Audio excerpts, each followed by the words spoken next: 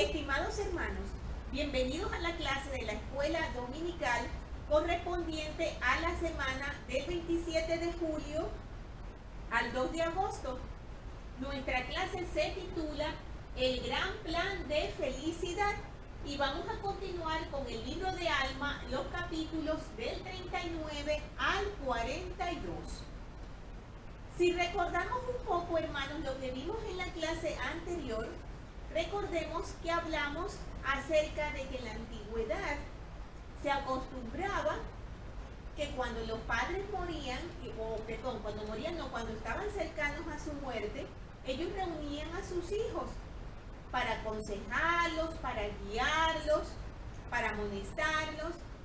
Alma comenzó a reunir a sus hijos para darles esos consejos tan especiales. Cuando vimos la clase anterior mencionamos que eran los mandamientos para sus hijos y empezamos con Helaman. Luego también hablamos de Chiblón. Ahora en el capítulo 39 vamos a comenzar con Coriantón. Con Coriantón, Alma tenía un sentimiento de tristeza muy especial, porque Coriantón no actuó bien igual que su hermano Chiblón entre los oramitas. Recordemos que Alma le dijo a su hijo Chiblón que estaba muy complacido porque él había aguantado muchas aflicciones y había cumplido con su ministerio, con la palabra de Dios a los oramitas, dándoles un excelente ejemplo. Pero Coriantón no lo hizo así. Y cuando comienza el capítulo 39, Alma le dice a Coriantón unas palabras que yo me imagino que cuando las leyeron le sonarían muy similares a las que nosotros muchas veces le decimos a nuestros hijos. Él le decía: ¿por qué tú no te has comportado como tus hermanos? Que cuando predicaba entre los oramitas lo hizo de una forma tan correcta, siendo fiel a su ministerio. Él le preguntaba: ¿te he dado yo, hijo mío, algún mal ejemplo para que él se comportara de una manera tan incorrecta? Resulta ser que Coriantón se había enamorado de una ramera llamada Isabel y se fue detrás de ella. Entonces Alma le mencionaba que ciertamente la mujer era hermosa y se decía que muchos hombres habían ido detrás de ella. Pero eso no era una excusa para que él lo hiciera, porque él debía mantenerse fiel y correcto en su ministerio. Alma estaba muy entristecido por la actitud de su hijo, porque lo que había hecho era algo extremadamente grave, de lo cual vamos a hablar mucho en esta clase. Él había caído en faltar a la ley de castidad. Él había cometido graves transgresiones sexuales, por lo cual su padre quería amonestarlo y hacerle entender lo grave de lo que había hecho, de lo que estaba haciendo, para que él reflexionara y se encaminara por el camino correcto, a través de un verdadero arrepentimiento. A mí me gustó mucho, hermanos, porque él también le dijo unas palabras muy similares a las que nosotros le decimos a nuestros hijos. ¿Cuántas veces cuando regañamos a nuestros hijos o incluso nosotros lo hemos hecho? Mencionamos aquello de: ¿hasta cuándo estás con la cantaleta, mamá, papá? Ya no me molestes más repitiéndome lo mismo. Me gustó mucho que Alma le dijo a su hijo, con amor, le dio a entender que todas estas amonestaciones que él les estaba dando no era por martirizar su alma, no era por maltratarlo a él y por hacerlo sentir mal. Era para su bien, para que él se diera cuenta de la gravedad de las cosas que estaba haciendo. porque esas cosas que él hizo tuvieron un efecto negativo muy grande entre los soramitas, ya que al ser un hijo de alma y estar predicando la palabra de Dios, al igual que su hermano Chiblón, esto constituía un ejemplo terrible. Y por esta causa muchos soramitas no aceptaron la palabra de Dios, lo cual es extremadamente grave también. Vamos a leer algunas de las cosas que Alma le dijo a su hijo. Él quería enseñarle que, como nos dice en la lección, que el pecado sexual es una abominación muy grande ante los ojos de Dios. Y entre las cosas que él le dijo, ¿no sabes tú, hijo mío, en Alma 39, versículo 5 y siguientes? Le dijo, ¿no sabes tú, hijo mío, que estas cosas son una abominación a los ojos del Señor? Sí, más abominables que todos los pecados, salvo el derramar sangre inocente o el negar al Espíritu Santo. Porque he aquí, si niegas al Espíritu Santo una vez que haya morado en ti, sabes que lo niegas. Y sabes que lo niegas, he aquí, es un pecado que es imperdonable. Sí, y al que asesina contra la luz y el conocimiento de Dios, ¿no le es fácil obtener el perdón? Sí, hijo mío, te digo que no le es fácil obtener el perdón. Él le mencionaba y le decía en el versículo 11, he aquí, oh hijo mío, cuán grande iniquidad has traído sobre los soramitas, porque al observar ellos tu conducta no quisieron creer en mis palabras. Y eso es gravísimo, hermanos, el desviar a un alma hacia el camino incorrecto por causa de nuestra conducta o de nuestras propias palabras. Vamos a ir por partes y vamos a leer algunas cosas acerca de la abominación de los pecados o de las transgresiones sexuales. Vamos a leer unas palabras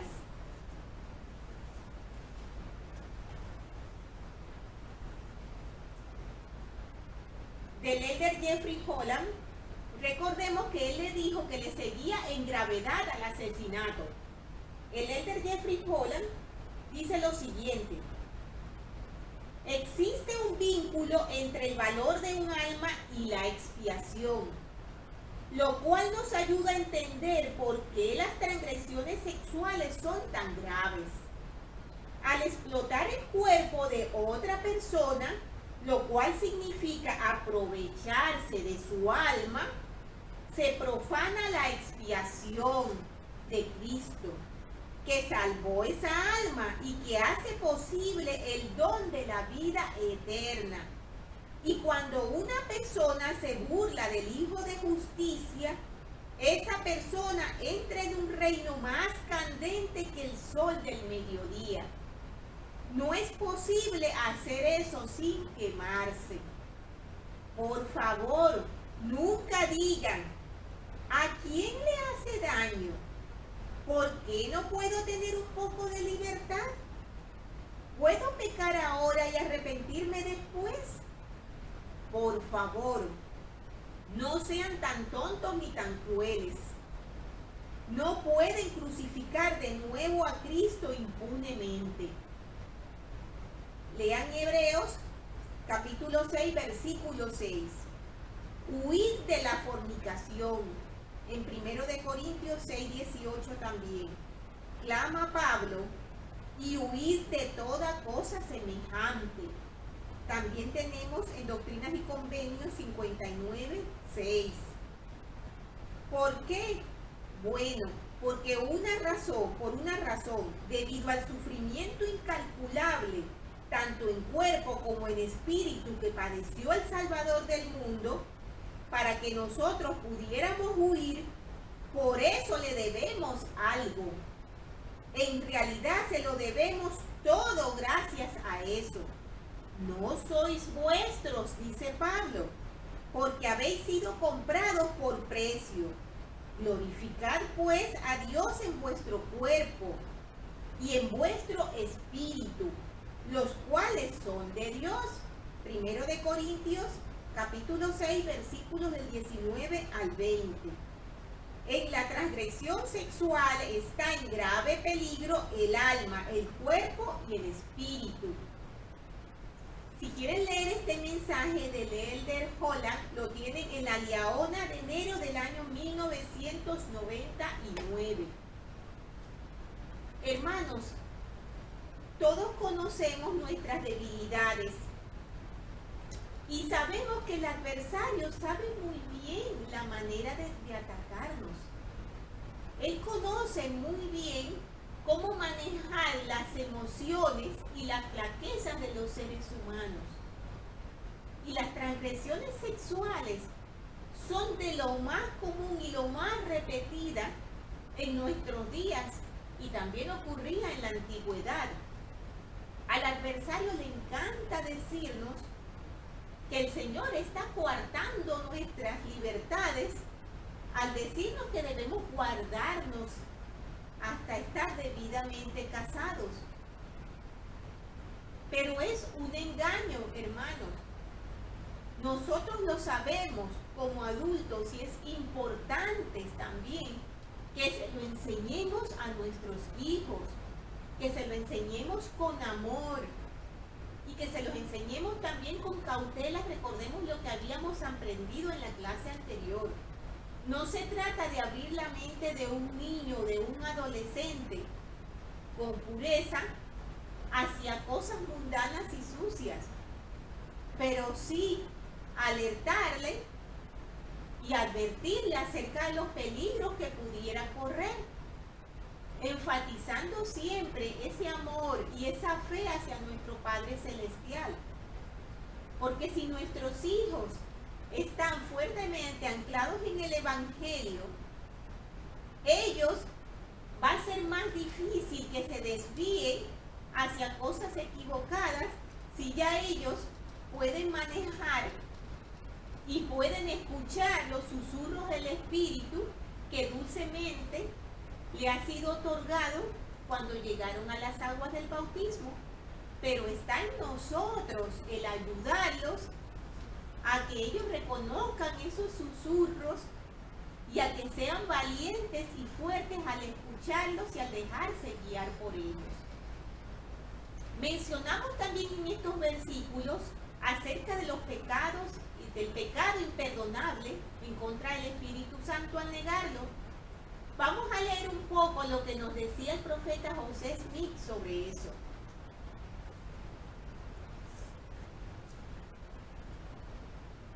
Dice: el profeta José Smith brindó conocimiento adicional sobre el pecado imperdonable. Todos los pecados serán perdonados con excepción del pecado contra el Espíritu Santo, porque Jesús salvará a todos menos a los hijos de perdición. ¿Qué debía hacer el hombre para cometer el pecado imperdonable? Debe haber recibido el Espíritu Santo, deben habérsele manifestado los cielos, y después de haber conocido a Dios, pecar contra Él. Después de que un hombre ha pecado contra el Espíritu Santo, no hay arrepentimiento para él. Tiene que decir que el sol no brilla cuando lo está mirando. Negar a Cristo cuando se le ha manifestado los cielos y renegar del plan de salvación mientras sus ojos están viendo su verdad, y desde ese momento empieza a convertirse en enemigo.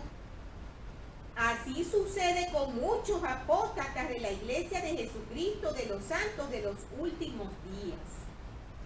Si se recuerdan, también mencionamos acerca de que Alma le dijo a su hijo que él había hecho también una cosa muy grave, y era el desviar a otras personas del camino correcto. Tenemos entonces que el Señor dice que si trabajamos todos nuestros días y salvamos, aunque fuere una sola alma, grande será nuestro gozo con ella. Por otra parte, cuán grande será nuestro pesar y nuestra condenación si mediante nuestros actos llegamos a desviar de la verdad a un alma. A quien ciega a un alma, a quien esparce error, a quien destruye la verdad divina mediante sus enseñanzas, cuán grande será su condenación y su castigo en la eternidad. La destrucción de un alma es la destrucción de lo más grande que ha sido creado. Eso lo tenemos en Doctrina de Salvación, en el tomo 1, del presidente Joseph Fielding Smith. Tenemos entonces, hermanos, cuán graves estaban siendo los pecados que estaba cometiendo Coriol, y podemos comprender por qué su padre estaba tan acongojado y tan preocupado por él. Vamos a ver qué cosas más les dijo Alma a su hijo.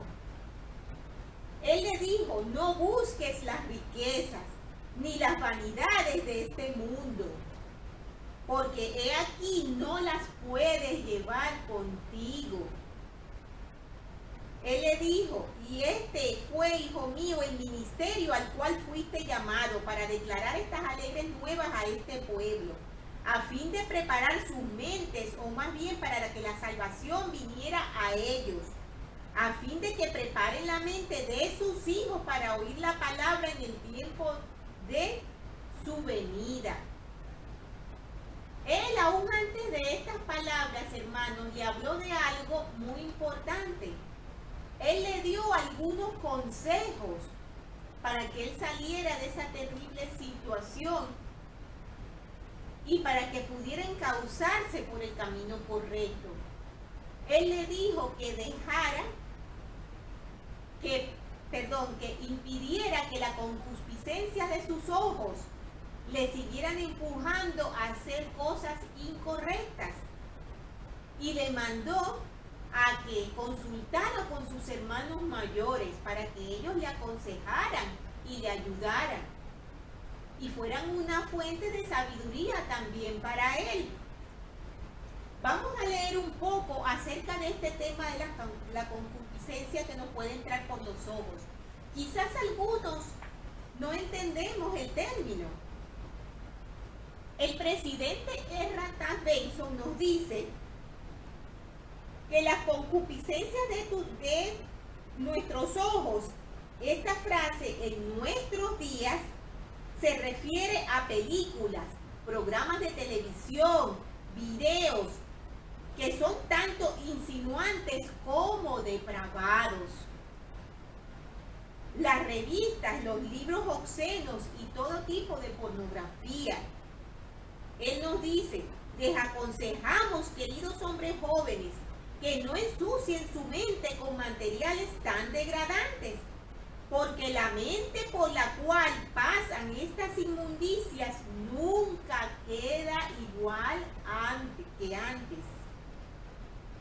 No vean películas no aptas para menores, ni videos vulgares, ni participen en ninguna clase de entretenimiento inmoral, insinuante o pornográfico. No escuchen música degradante.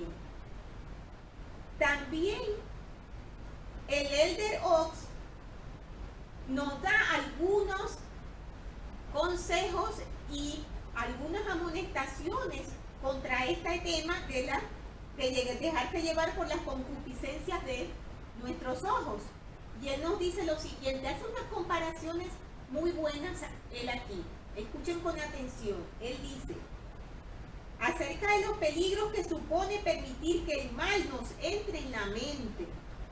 Nuestro Salvador hizo hincapié en la importancia de la pureza sexual, cuando enseñó que suponía pecado el que un hombre tan solo mirase a una mujer para codiciarla. ¿Cuántas veces no hemos escuchado? Eso lo tenemos en Mateo capítulo 5, versículo 28. ¿Cuántas veces no hemos escuchado? No, yo no estoy haciendo nada. Mirando, no estoy cometiendo ningún pecado. Recordemos, hermanos, que nada está oculto a los ojos de nuestro Padre Celestial. Y si lo tenemos aquí en nuestra mente, lo tenemos aquí en nuestro corazón, también está dentro de nosotros, aunque no salga con palabras de nuestros labios o en actos externos. Esto también es grave y debemos tener mucho cuidado. Entonces, el Elder Oaks nos dice, nos rodea el mensaje promocional de las relaciones sexuales ilícitas, tanto en el papel como en la pantalla. Por su propio bien, evítenlo. Las historias e imágenes pornográficas y eróticas son peores que los alimentos inmundos o contaminados. El cuerpo cuenta con defensas para deshacerse de los alimentos poco saludables. Y salvo unas pocas excepciones fatales, los alimentos echados a perder solamente enferman, sin causar daños permanentes. Por otra parte, una persona que se deleita en historias sucias o en imágenes o escritos pornográficos o eróticos, los deja grabados en ese extraordinario sistema de recuperación de datos que se llama cerebro. El cerebro no rechaza con vómitos la mugre. Una vez que algo queda registrado, siempre se lo podrá recuperar proyectando sus imágenes pervertidas en la mente y alejándonos de las cosas edificantes de la vida. Este mensaje fue publicado en la revista Nueva Era de febrero del año de 1974. Un mensaje muy importante también con respecto a la gravedad de estas cosas, hermanos, que son bastante serias y no debemos tomarlas a la ligera como ahora las quiere plantear el mundo. El mundo nos quiere dar a entender que ya todas esas cosas referentes a nuestro cuerpo y a su cuidado y a su virtud no son importantes, sino que son algo anticuado o pasado de moda. Nosotros sabemos que no es así, hermanos. Nosotros sabemos que nuestro cuerpo es un templo. Nosotros sabemos los convenios que hemos hecho con Dios y debemos orar, hermanos, constantemente para evitar ser tentados y para poder soportar todas estas cosas que día a día pueden llegar hacia nosotros. Porque realmente, aunque nosotros tenemos mucho conocimiento, gracias a la misericordia de nuestro Padre Celestial y al privilegio de pertenecer a su iglesia verdadera, nosotros no somos totalmente perfectos. No lo somos, tenemos fallos como cualquier otra persona y cualquiera puede caer si no está bien preparado y bien asido a la barra de hierro. Entonces, vamos a ver acerca de las cosas que le dijo Alma a su hijo. Entre las cosas que él le dijo, le alertó a que él volviera a encauzar su camino y se arrepintiera de corazón. Hemos hablado otras veces de lo importante que es que el arrepentimiento sea genuino. Recordemos que el arrepentimiento nos debe llevar a confesar nuestros pecados. En nuestro caso, nuestro obispo, nuestros líderes pueden ayudarnos mucho en caso de que estemos en una situación similar a la que estaba Coriol. Perdón, Coriol no, Coriantón. Coriol era más malo. En la situación que estaba Coriantón o en cualquier otro tipo de transgresiones. Pero nosotros necesitamos acercarnos a nuestro obispo o a la persona, nuestro líder, que nos pueda ayudar. Necesitamos confesar la situación por la que estamos pasando. Sí, puede que nos dé vergüenza, que nos dé pena, que nos dé pesar, pero este es un paso importantísimo, hermano, que no podemos saltarnos. Y otra cosa muy importante es que así como nos acercamos a confesar lo que hemos hecho mal buscando la ayuda de nuestro obispo, también debemos confesar las cosas que hemos hecho por completo, sin omitir algunos datos que también son importantes. Vamos a ver, a lo mejor están pensando, la hermana Sotomayor quiere que yo le explique al obispo todo con cada detalle de lo que he hecho. No. Pero no debemos pensar que el obispo es adivino y sabrá que si yo soy un jovencito y le digo, es que salí con una joven y estuvimos solos en un paraje solitario un par de horas, ya el obispo sabe todo lo que pasó. No, nosotros necesitamos ser completos en nuestra confesión. ¿Pasó hasta dónde pasó? ¿Siguió pasando después? ¿Cómo se siente la persona en ese momento? ¿Qué generó toda esa conducta? Toda esta información son importantes, hermanos, para que nuestro obispo pueda guiarnos. Si nosotros pensamos que él debe adivinar todo, la ayuda que nos va a brindar quizás no sea toda la que necesitamos. Y tampoco estaríamos cumpliendo con el requisito de confesar lo que hemos hecho mal. Entonces esto es algo muy importante que debemos tener en cuenta. Vamos a ver otras cosas que Alma le comentó a su hijo también. Él le decía,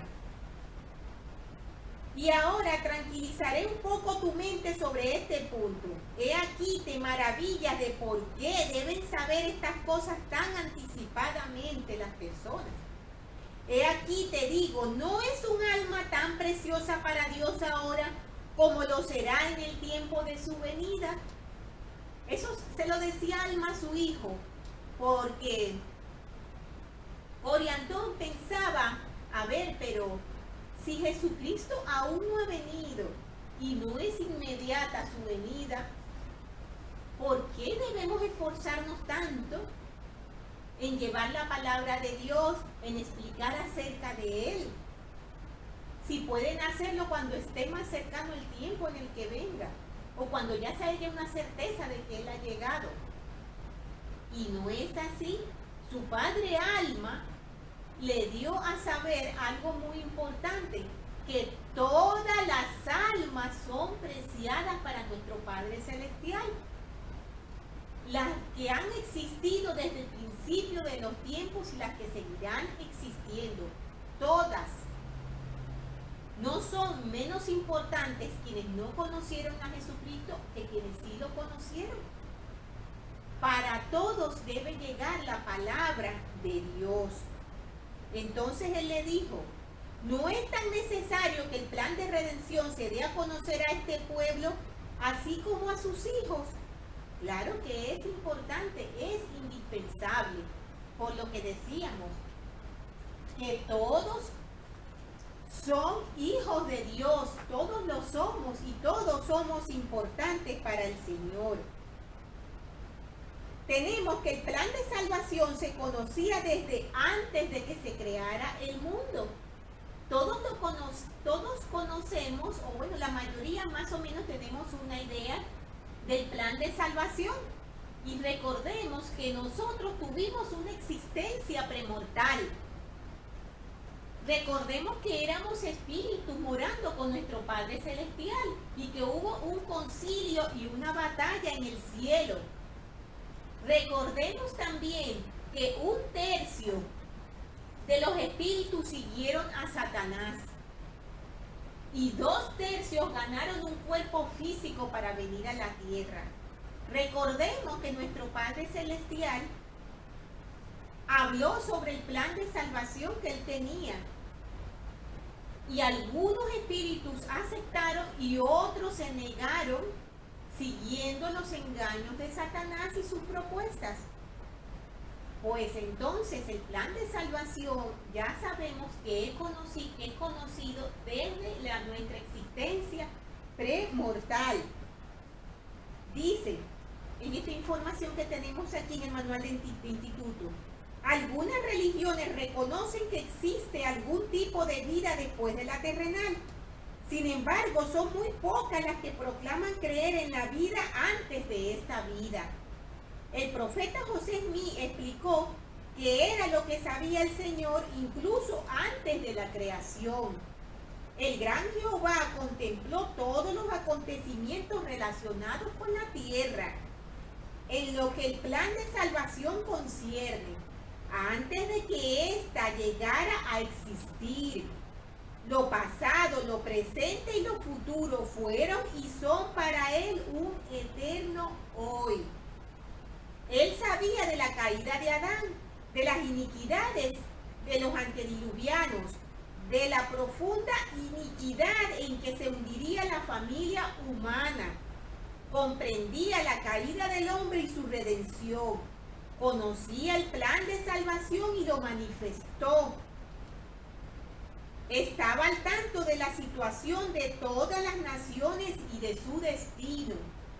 Él conoce la situación tanto de los vivos como de los muertos y ha proporcionado todo lo necesario para su redención. Entonces, hermanos, tenemos que todo este conocimiento se nos dio a nosotros a conocer antes de que viniéramos a la tierra. Al nosotros tener nuestro cuerpo, significa que nosotros formamos parte de las 2/3 partes de los espíritus que aceptó el plan de nuestro Padre Celestial, para lo cual se necesitaba un Salvador que efectuara una expiación infinita. Y recordemos que nuestro Salvador Jesucristo aceptó esa importante, maravillosa y gran misión de venir a la tierra a salvarnos. Él dijo: heme aquí, yo iré. Y como mencioné en una clase unas palabras que me gustaron mucho, que decían que nunca nadie ha ofrecido tanto en tan pocas palabras como lo hizo nuestro Salvador. Entonces, tenemos que Alma se esforzó para que su hijo comprendiera la gravedad de los asuntos que él estaba manejando en su vida en iniquidad. Yo quiero leerles algunas palabras de un mensaje muy especial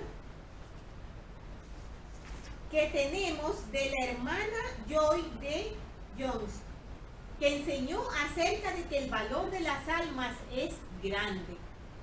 Quiero leerles esto porque muchas veces nos confundimos y una vez que pecamos o caemos en estas cosas equivocadas, a veces pensamos que nosotros somos menos para nuestro Padre Celestial.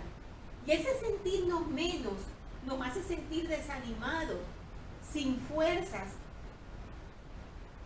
Y al no sentir que somos amados y valorados por nuestro Padre Celestial, es más difícil superar todos estos inconvenientes. La hermana Joy nos dice lo siguiente: permítanme que hable de dos palabras críticas: valor y dignidad. No son lo mismo. El valor espiritual significa valorarnos a nosotros mismos de la misma manera en la que el Padre Celestial nos valora, no como el mundo lo hace. Nuestro valor se decidió antes de que llegáramos a esta tierra. El amor de Dios es infinito y perdurará para siempre. Por otro lado, la dignidad se alcanza mediante la obediencia.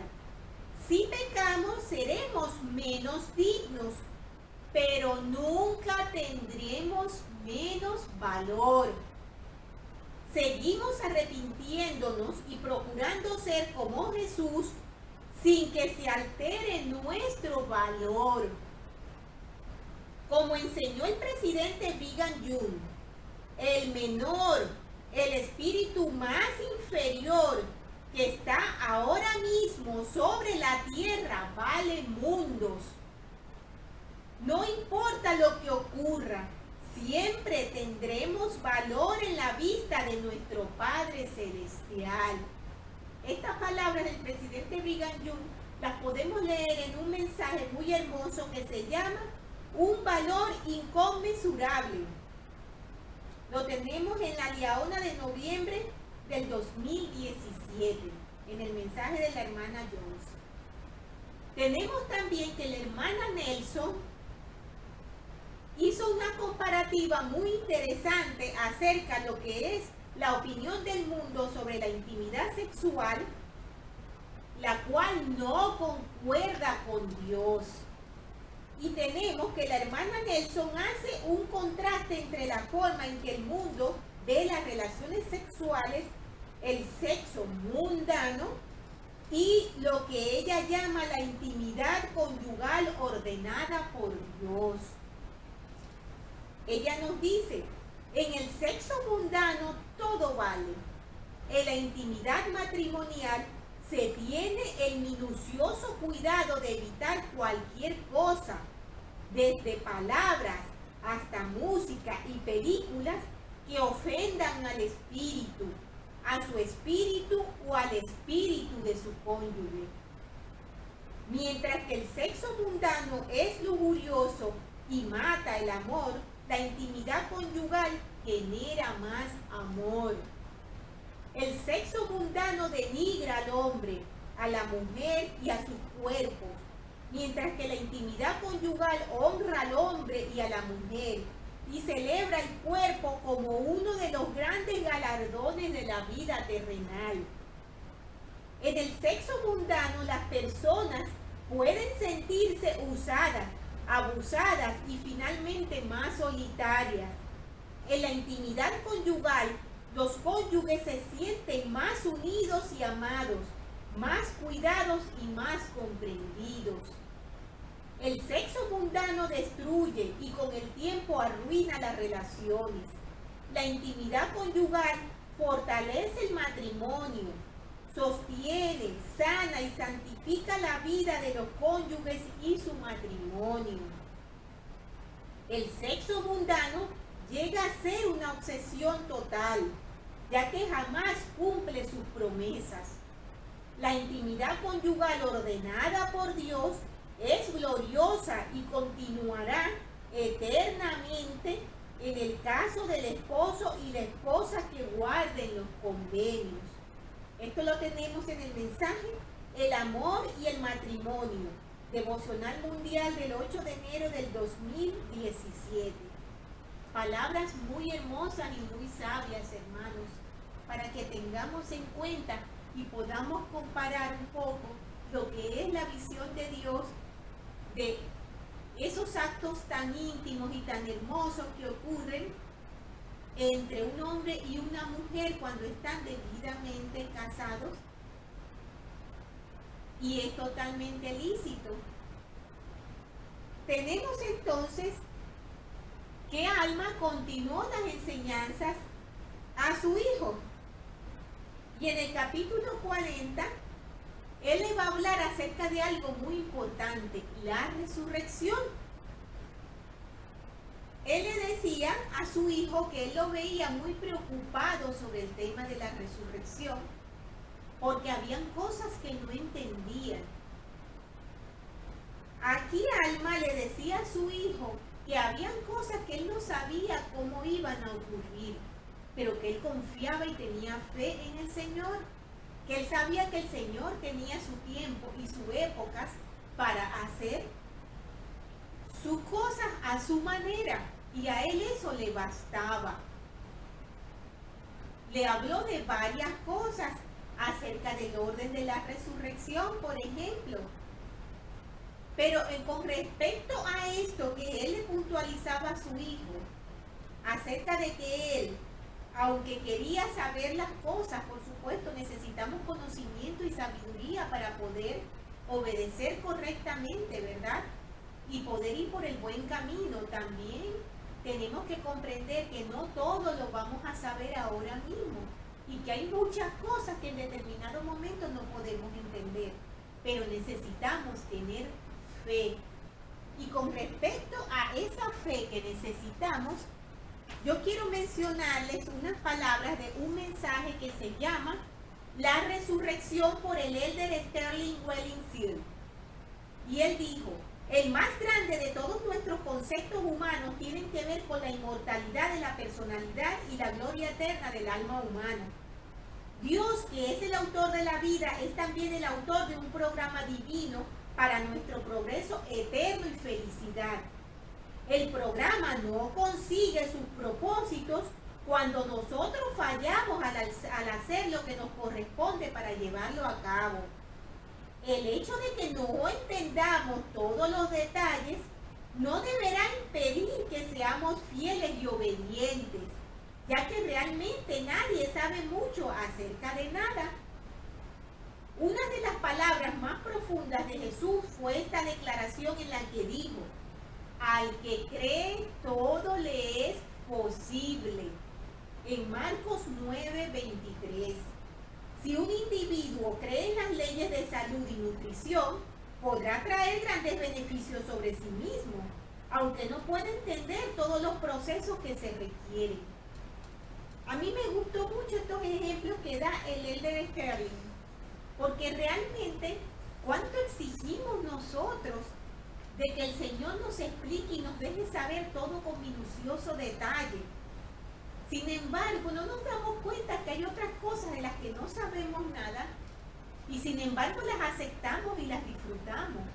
Él nos hace un llamado a que nos fijemos que así como aceptamos esas cosas, deberíamos aceptar las cosas más importantes, que son las cosas referentes a nuestra salvación y que tienen que ver con la palabra de Dios. Él pone también un ejemplo muy interesante y muy certero. La electricidad, por ejemplo. Vamos a ver, yo al menos no sé nada de electricidad. Algunos saben mucho, yo no sé nada. Pero sin embargo, yo sé que si tengo calor y voy a enchufar un ventilador, yo sé que va a encender. Y a mí no me preocupa para nada todos los circuitos y todas las cosas que tiene ese ventilador para poder funcionar, ¿verdad? Pero yo sé que va a funcionar y me conformo con el beneficio de que me libere del calor. Pues aunque estos son ejemplos sencillos, nos valen para darnos cuenta que no necesitamos saber tanto detalle para tener fe en lo que nuestro Padre Celestial nos quiere dar. Tenemos que la muerte es la entrada a la inmortalidad. Ciertamente la muerte no es un accidente o error, es parte del programa de Dios, de que el espíritu y el cuerpo estén separados temporalmente como un preludio para la última purificación y educación del espíritu, antes de la resurrección del cuerpo y la exaltación del alma. Siendo que consideramos la muerte y algunas de las cosas asociadas a la misma como desagradables, frecuentemente rehusamos darle la atención debida. Y solo cuando pensamos acerca de la muerte en forma adecuada, podemos prepararnos eficazmente para ella. La muerte no deja de existir solamente porque la ignoremos. Nos puede beneficiar grandemente creer en todas las leyes de Dios, incluyendo la resurrección literal del cuerpo. Y seguramente no podemos suspender la creencia en la resurrección hasta que se comprendan claramente todos los detalles consiguientes. El instrumento más eficaz de todo nuestro éxito es el tener fe en nuestro Padre Celestial. Dios es el creador de un sinnúmero de mundos, con todas sus leyes maravillosas, orden y belleza. No es solo el Padre de nuestros espíritus, sino que vela por nuestros intereses. Al hacer su programa eterno, no limitó los beneficios que podíamos recibir a esas pocas cosas que como seres comunes y muy a menudo desobedientes podemos entender o vivir. Con toda la amplitud de nuestro conocimiento, probablemente no sabemos ni la millonésima parte de lo que Dios sabe, ni tampoco entendemos siquiera una pequeña parte de las bendiciones que Él tiene para nosotros. Entonces, hermanos, Si confiamos en cosas tan pequeñas y las aceptamos, ¿por qué no aceptar cosas tan grandiosas y tan maravillosas como las que nos da nuestro Padre Celestial? Aunque no entendamos completamente, como nos decía el mensaje que estábamos leyendo, Él, cuando nosotros somos obedientes y aceptamos su palabra y tratamos de ir de acuerdo a lo que Él nos está enseñando, Él nos bendice, aunque nosotros no comprendamos totalmente. Entonces, no le pongamos nosotros a Él un límite y un freno con respecto a aprender sus cosas, porque no entendemos algunas que otras. Así como Él nos bendice, aún sin nosotros entender, no podemos nosotros confiar en Él y aceptar todo cuanto Él nos está enseñando, cuando bien sabemos que todo es para nuestro bien. Muy bien. Continuando, tenemos que Alma le explicaba a su hijo algunas cosas de las que él estaba muy preocupado y que no sabía bien. Una de esas cosas era acerca de lo que sucede con las almas cuando mueren. Ya que le había hablado de Jesucristo y le mencionó que la resurrección vendría con Jesucristo cuando Él resucitara, por supuesto, Coriantón pensaba, pero ¿y entonces qué pasa con todos nosotros cuando dejemos la vida mortal? ¿Qué pasa con todas esas personas que van a morir antes de que llegue Cristo? ¿Qué pasa con aquellas personas que mueren después de Cristo, antes de su segunda venida? Entonces Alma le dijo que él había consultado estas cosas con el Señor. Y le dijo, y ahora quisiera preguntar, ¿qué sucede con las almas de los hombres desde este tiempo de la muerte hasta el momento señalado para la resurrección? Ahora bien, nada importa si hay más de una época señalada para que resuciten los hombres, porque no todos mueren de una vez, y esto no importa.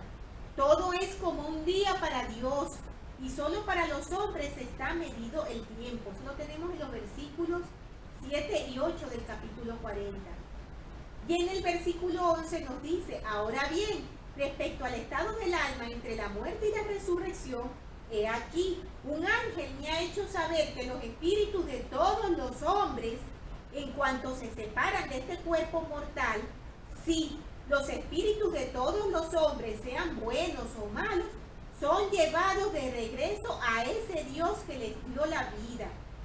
Y sucederá que los espíritus de los que son justos serán recibidos en un estado de felicidad que se llama paraíso, un estado de descanso, un estado de paz, donde descansarán de todas sus aflicciones y de todo cuidado y pena. Así que este es el estado de las almas de los malvados, sí, en tinieblas, y en un estado de terrible y espantosa espera de la ardiente indignación de la ira de Dios sobre ellos. Y así permanecen en este estado como los justos en el paraíso hasta el tiempo de su resurrección. He aquí te digo, esto en el versículo 18, que no, sino que significa la reunión del alma con el cuerpo de los que hayan existido desde los días de Adán hasta la resurrección de Cristo. Tenemos entonces que él le dijo algo aquí de que cuando las personas morían, hay un intervalo de tiempo entre la muerte y la resurrección. Tenemos que él dice que las almas vuelven de regreso al Dios que las creó. Esto era un punto que a mí, cuando no tenía este conocimiento, me confundía un poco, porque yo pensaba, pero no vamos a la presencia de Dios cuando viene el juicio final, después de la resurrección. ¿Cómo es que nos dicen que vamos a la presencia de Dios en cuanto morimos? Vamos a leer lo que esas palabras de alma significan acerca del estado de las almas. Si al morir entramos en el mundo de los espíritus y no en la presencia misma de Dios, ¿qué hemos de entender por las palabras de alma? El presidente Joseph Fielding Smith explicó que alma no quiso decir forzosamente que se nos lleve de regreso a la presencia de Dios. Las palabras de alma en el versículo 11 del capítulo 40, a mi modo de ver, no tienen la intención de comunicar la idea de que todos los espíritus regresan a la presencia de Dios para que se les designe un lugar de paz o de castigo y ante él recibir su sentencia individual. Ser llevados de regreso a Dios, compárese con Eclesiastes 12:7, sencillamente quiere decir que su existencia terrenal ha llegado a su fin y que han regresado al mundo de los espíritus, donde se les asigna un lugar según sus obras, o los justos o los injustos, para allí esperar que llegue la resurrección, de regreso a Dios. Es una frase que tiene equivalentes en muchas otras situaciones bien conocidas. Y el presidente Joseph Fielding Smith pone un ejemplo para que comprendamos. Cuando los misioneros, por ejemplo, son asignados a otros países, que ellos terminan su misión y llegan, por decir algo, aquí a Estados Unidos, una vez que ellos llegan aquí al territorio norteamericano, ellos dicen, ya estoy en casa. Sí, está en su casa, está en su país, mas no está en el hogar con su padre y con su madre. Es una buena comparación para comprender lo que es el mundo de los espíritus, donde moraremos hasta que llegue la resurrección. Tenemos entonces también que él le habló del estado de las almas, de los que han sido justos y de los que han sido inicuos. Y dice, cuando el cuerpo físico muere, el espíritu continúa viviendo. Un lugar llamado prisión espiritual se reserva para los que han muerto en sus pecados, sin el conocimiento de la verdad o en transgresión por haber rechazado a los profetas. Lo tenemos aquí en la gráfica. Después de la muerte física tenemos los justos que van al paraíso y los que van a una prisión de los espíritus. Muy bien, a los espíritus que están encarcelados se les enseña la fe en Dios, el arrepentimiento del pecado, el bautismo vicario para la remisión de los pecados, el don del Espíritu Santo por la imposición de manos, y todos los demás principios del Evangelio que le es menester conocer. Si aceptan los principios del Evangelio, se arrepienten de sus pecados y aceptan las ordenanzas realizadas por ellos en el templo, estos serán recibidos en el paraíso. Tenemos que el presidente Brigham Young nos ayudó a entender mejor la diferencia entre el lugar donde se encuentra el mundo de los espíritus y la morada de Dios. El expresidente Brigham Young enseña, cuando dejen ustedes aquí este tabernáculo de barro, ¿a dónde irán? Al mundo de los espíritus. ¿Irán al seno de Abraham? No. A ningún lugar siquiera cerca de allí, sino al mundo de los espíritus. ¿Dónde está el mundo de los espíritus? Está aquí mismo. ¿Estarán en el mismo lugar los espíritus buenos y los espíritus malos? Sí, así es. Estarán en el mundo de los espíritus. ¿Moran en un mismo reino? Sí, así es. ¿Van al sol? No, no van al sol. ¿Van más allá de los límites de la tierra organizada? No, vienen a esta tierra. Entonces, Alma le explicó a su hijo acerca de estas cosas para que él comprendiera lo que iba a pasar con las almas de los hombres que mueren. Le habló de lo que pasaba con quienes mueren en iniquidad. Esto era importante para que Coriantón entendiera lo grave de la situación en la que él se encontraba. Y son palabras de gran valor para nosotros, hermanos, para que comprendamos y apreciemos el hecho de que estamos en el tiempo de prepararnos, estamos en el tiempo de aprender y de demostrar a nuestro Padre Celestial que nosotros somos hijos obedientes y somos merecedores de las bendiciones y los galardones que Él tiene preparados para nosotros. Entonces, Él le habló también acerca de algo muy importante y es la restauración. Él dice, el alma será restaurada en el versículo 23 al cuerpo y el cuerpo al alma, sí, y todo miembro y coyuntura será restablecido a su cuerpo, sí, ni un cabello de la cabeza se perderá, sino que todo será restablecido a su propia y perfecta forma. En el versículo 26 le dice, mas he aquí, una terrible muerte sobreviene a los inicuos, porque mueren en cuanto a las cosas concernientes a la rectitud, pues son impuros. Y nada impuro puede heredar el reino de Dios, sino que son echados fuera y consignados a participar de los frutos de sus labores o sus obras, que han sido malas y beben los sedimentos de una amarga copa. Coriantón estaba confundido con este tema de la restauración también. Él pensaba que a lo mejor, y quizás eso también piensan muchos, que a lo mejor cuando dejemos la vida mortal, todo nos va a ser restituido. Vamos a ser seres perfectos, vamos a estar muy felices, porque aunque hayamos sido malos, la restauración tiene que ver con que nos van a hacer puestas cosas buenas aunque hayamos hecho cosas malas. Y eso no es cierto. Vamos a leer algunas cosas con respecto a eso. El Elder Oaks nos enseña lo siguiente.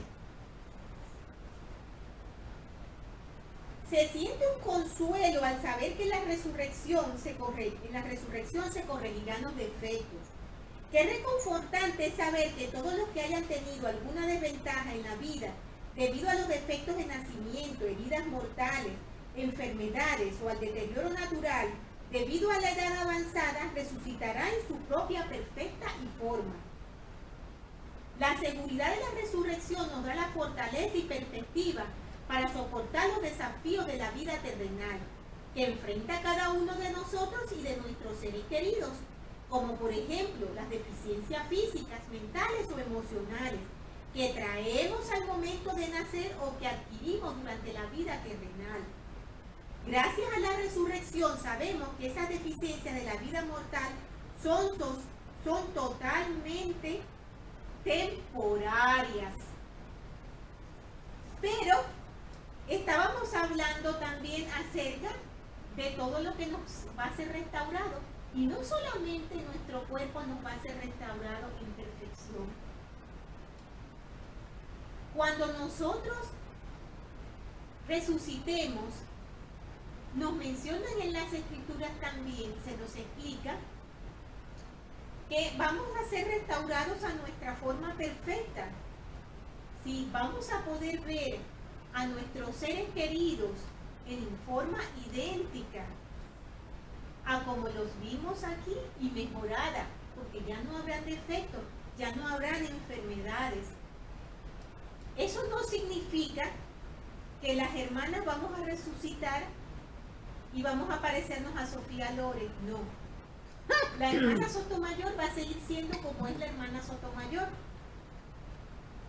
Y ningún hermano tampoco va a ser igual que Brad Pitt.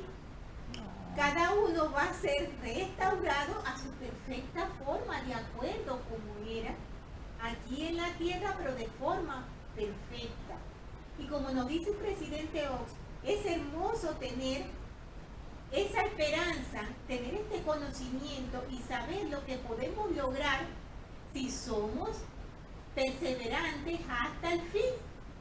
Entonces tenemos la parte de lo que le estaba diciendo Alma a su hijo acerca de que no solamente va a ser restaurado nuestro cuerpo físicamente, sino también nuestras obras. Las escrituras nos dicen que vamos a tener un conocimiento perfecto de lo que hemos hecho aquí en la tierra, por lo cual, si hemos sido inicuos, esa iniquidad la vamos a tener aún, y si hemos sido justos, esa nobleza también nos va a ser restituida. En el manual de seminario dan una explicación que a mí me gustó mucho, porque es parecido a un boomerang. Si yo lanzo un boomerang, el boomerang vuelve a mí, ¿verdad? Pero si el boomerang era rojo, no va a volver verde. Si yo lo que lancé fue un boomerang, no va a venir un collar de diamantes, va a venir un boomerang. Vamos a recibir lo que nosotros hemos hecho aquí en la tierra, hermanos.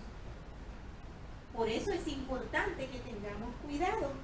Entonces tenemos que, como muchas personas en la actualidad, Coriantón podrá haberse preguntado por qué es importante llevar una vida recta si todos reciben las bendiciones de la resurrección. Alma 41 trata esas inquietudes. Para los hijos del Padre Celestial, el resultado de la ley de restauración depende de su fidelidad en guardar sus mandamientos. Y por ello, Alma explicó a Coriantón que uno no puede ser restaurado del pecado a la felicidad. Esto es parecido a la ley de la cosecha. Lo que sembramos, eso segaremos. Gálatas 6:7 y Doctrina y Convenios 130, 20 al 21. Alma instó a su hijo a hacer lo bueno sin cesar, a fin de que se te recompense de nuevo con lo bueno, porque lo que de ti salga volverá otra vez a ti y te será restituido. Alma además enseñó a su hijo que la ley de la restauración determina que en la resurrección el cuerpo se restituirá perfectamente. El alma será restaurada al cuerpo, sí, ni un cabello de la cabeza se perderá. No obstante, el grado de gloria del cuerpo resucitado depende del grado de fidelidad de cada persona. He ahí la respuesta para Coriantón, que él decía, si todos vamos a resucitar, pues ¿qué más da si soy bueno o si soy malo? Recordemos que resucitar lo vamos a hacer todos, pero que hay reinos de gloria, que todo va a depender de nuestras obras aquí en la tierra. Él estuvo explicando a su hijo también que la maldad nunca fue felicidad. Muchas personas intentan encontrar felicidad y satisfacción en actividades que son contrarias a los mandamientos del Señor. Al no reconocer el plan que Dios tiene para ellas, rehúsan la única fuente de felicidad verdadera y se entregan al diablo, quien busca que todos los hombres sean miserables como él. Eso lo tenemos también en 2 de Nefi 2:27. Con el tiempo aprenden la verdad que existe en la advertencia de Alma, su hijo Coriantón. La maldad nunca fue felicidad. Capítulo 41 de Alma, versículo 10. Tenemos entonces que Alma le explicó a su hijo acerca de la resurrección. Tenemos que él le habló de una primera resurrección. Le habló de la primera resurrección que a lo mejor para muchos de nosotros quizás no la hemos tomado muy en cuenta o incluso no la contamos, sino que comenzamos a hacerlo a partir de la resurrección que viene después de la segunda venida. Cuando Jesucristo resucitó, que estuvo aquí en la tierra, en las Escrituras nos dicen también que algunos de los justos que vivieron en esa época resucitaron y se presentaron ante muchos. Hubo allí la primera resurrección y la primicia la tuvo el Salvador, que resucitó con un cuerpo glorificado. Tenemos entonces esa escritura acerca de la resurrección de otros seres cuando ocurrió la resurrección de Jesucristo, que eran seres justos. La tenemos en Mateo 27, en los versículos 52 y 53, para que lo tomemos en cuenta. Esa fue una primera resurrección. Parte de esa primera resurrección es la que va a ocurrir cuando nuestro Salvador venga en la segunda venida. Hemos escuchado hablar en el Apocalipsis y en las Escrituras acerca del sonido de trompetas, ¿verdad? Bueno, vamos a hablar un poco, no tan detalladamente porque es algo bastante largo y extendido, pero me gustaría que tuvieran una idea. En Doctrinas y Convenios, capítulo 88, los versículos del 96 al 102, y también hay otras escrituras que hablan de ello, tenemos una explicación bastante completa de cómo va a ocurrir la resurrección. Y tenemos entonces que en la mañana de la primera resurrección comenzó con la resurrección de Cristo y de sus santos justos. Algunos de los que vivieron después de Cristo resucitaron. Tenemos que estos fueron los primeros, aunque Cristo fue la primicia. Siempre tenemos que saber eso y tener eso en claro.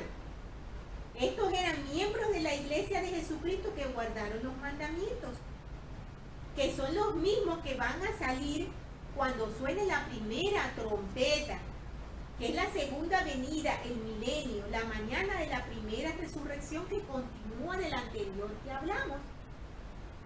Y en esta primera trompeta saldrán los seres celestiales resucitados. En esa primera resurrección van a salir los justos. Allí en Doctrinas y Convenios nos explican muy bien cómo va a ser esa salida. Y todas aquellos que llaman, todas aquellas personas que serán las primicias del Salvador, que se han ganado ese galardón de salir a recibirlo y estar con Él cuando Él llegue. Hablamos de la primera resurrección, después de la segunda venida. Tenemos entonces que yo muchas veces me preguntaba, ¿qué ocurre con la gente buena? La gente que no es de la iglesia, pero que es gente buena, aunque no tiene nuestro conocimiento. Recordemos que va a ser enseñado en el mundo de los espíritus a quienes no hayan tenido la oportunidad de conocerlos. Y hay personas buenas, como mencionábamos, que no obedecieron completamente la ley de Cristo. Estas personas van a salir en el sonido de la segunda trompeta y van a ser los seres terrestres, a la gloria terrestre. Esa sería dentro de la primera resurrección. Tenemos entonces que cuando finaliza el milenio, entraremos entonces a la segunda resurrección, que es la resurrección de los malvados. Finaliza el milenio y suena la tercera trompeta, y los que durante su estado mortal fueron malvados y llevaron una vida de maldad, serán los seres al reino celestial. Y tenemos entonces, finalizando la cuarta trompeta, cuando finaliza la resurrección y la existencia temporal de la tierra que llega a su fin, y tenemos los hijos de perdición, los que negaron a Cristo y lo ridiculizaron abiertamente después de haber recibido su testimonio. Tenemos aquí en la gráfica, hermano, los 3 grados de gloria. Tenemos aquí remarcado el milenio, la segunda resurrección. Satanás sabemos que será soltado en el conflicto final y vendrá el juicio final, donde todos ocuparemos el lugar en el grado de gloria que nos corresponda. Tenemos quienes van a las tinieblas de perdición y los que van a cada uno de los reinos. Hay una explicación aún más detallada y hay más cosas con respecto a esto, pero quería darles, aunque sea una idea en forma general, de cómo van a ocurrir la resurrección. La tenemos dividida en 2 grupos principales, que es la primera resurrección, que es la de los justos, y la segunda resurrección, que es la de los malvados. He allí, hermanos, la importancia en todo lo que estamos aprendiendo de prepararnos, de tomar en cuenta que este es el momento que tenemos de acercarnos a nuestro Padre Celestial, de abrazar su Evangelio y de aferrarnos a nuestro Salvador Jesucristo y a la barra de hierro. También Alma le enseñó a su hijo que era muy importante esto de aprovechar el tiempo de probación. Y él le explicó, lo tenemos en el capítulo 42, cómo adquirimos esa oportunidad en el tiempo de probación. Él explicó acerca de nuestros primeros padres, de Adán y Eva, de la caída, de cómo ellos fueron expulsados del Edén y cómo se les dio la oportunidad de comenzar una vida mortal, que es un tiempo de probación, por lo cual ellos no podían tomar el árbol de la vida con la vida eterna, porque entonces eso hubiera anulado el plan del Señor. Para terminar, tenemos un mensaje que quiero mencionarles, unas palabras del elder, nuestro presidente Russell M. Nelson, que se llama el mensaje Las puertas de la muerte. Y él nos dice lo siguiente: las relaciones de amor continuarán más allá de las puertas de la muerte y del juicio. Los lazos familiares permanecen gracias a los sellamientos que efectuamos en el templo. Nunca será demasiado recalcar su importancia. Recuerdo vívidamente una experiencia mientras volaba en un avión pequeño de 2 motores. De pronto uno de los motores explotó y se incendió, y la hélice se detuvo por completo. Al caer en espiral hacia la tierra, estaba seguro de que moriría. Algunos de los pasajeros gritaban atemorizados. Milagrosamente, la vertiginosa caída extinguió las llamas y entonces, haciendo funcionar el otro motor, el piloto pudo estabilizar el aparato y llevarnos a tierra sanos y salvos. En todo ese contratiempo, a pesar de saber que se avecinaba la muerte, mi idea principal era que no temía morir. Recuerdo la sensación de que volvería al hogar, a conocer a los antepasados por lo que había hecho la obra del templo. Recuerdo la profunda gratitud que sentí al pensar que mi bienamada y yo nos sellamos eternamente el uno al otro y a nuestros hijos, que nacieron y se criaron en el convenio. Me di cuenta de que mi matrimonio en el templo era mi logro más importante. Los honores de los hombres no podían acercarse siquiera a la paz interior que me brindaban los sellamientos efectuados en la casa del Señor. Aquella perturbadora experiencia duró solo unos minutos, pero toda mi vida me pasó por la mente. Habiendo tenido esa vertiginosa memoria al enfrentar la muerte, no dudo en nada la promesa de las Escrituras de un recuerdo perfecto al enfrentarnos al juicio. Entre tanto, a los que estamos acá nos quedan unos momentos valiosos para prepararnos para comparecer ante Dios. Y cuando llegue el momento de pasar por las puertas de la muerte, podremos decir como Pablo: el tiempo de mi partida está cercano. He peleado la buena batalla, he acabado la guerra, he guardado la fe. Segundo de Timoteo 4, del 6 al 7. No tenemos por qué ver a la muerte como un enemigo. Con comprensión y preparación completas, la fe sustituye al temor, la esperanza desplaza al desaliento. El Señor dijo: no temáis ni aún a la muerte, porque en este mundo vuestro gozo no es completo, pero en mí vuestro gozo es cumplido. Doctrinas y Convenios 101:36. Él nos otorgó este don. La paz os dejo, mi paz os doy. Yo no os la doy como el mundo la da. No se turbe vuestro corazón ni tenga miedo. Juan 14:27. Como testigo especial de Jesucristo, testifico que Él vive. Testifico también que el velo de la muerte es muy delgado.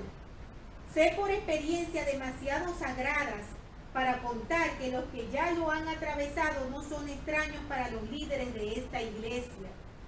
Nuestros seres queridos están tan cerca como si estuvieran en el cuarto contiguo, separados solo por las puertas de la muerte. Con esa seguridad, mis hermanos, debemos amar la vida, debemos atesorar todo momento como una bendición de Dios. Mosías 2:21. Vivirla para alcanzar lo más alto de nuestro potencial, y así la espera de la muerte no nos tendrá prisioneros.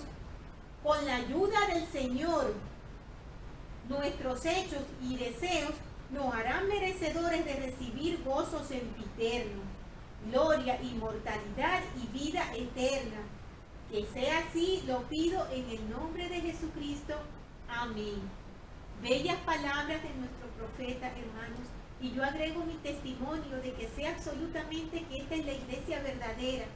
Sé que nuestro Padre Celestial vive, que nuestro Salvador vive, que ellos poseen un cuerpo. Sé que ellos nos aman y nos están esperando con los brazos abiertos. Yo sé que el libro de Mormón es verdadero y que todas estas historias y todas estas enseñanzas son verdaderas. Sé que tuvimos una existencia premortal y que conocemos este plan de salvación y este programa maravilloso que nuestro Padre Celestial tiene para cada uno de nosotros. Yo sé que Él nos ama y Él desea vernos de nuevo, vernos ganadores, vernos con honores, que podemos procurar mediante la obediencia a su palabra, manteniéndonos asidos fuertemente a la barra de hierro y abrazados fuertemente a nuestro Salvador Jesucristo. Sé que tenemos un profeta y un vidente y un revelador. Acabamos de leer sus maravillosas palabras, el presidente Russell M. Nelson. Y estas cosas dejo con muchísimo amor y humildad en el sagrado nombre de Jesucristo. Amén. Por favor, hermanos, recuerden leer en sus hogares la siguiente lección que tendremos para la semana siguiente, que se llama Mantenerse firmes en la fe de Cristo, Alma del 43 al 52. Tengan una buena semana y un abrazo muy grande para todos.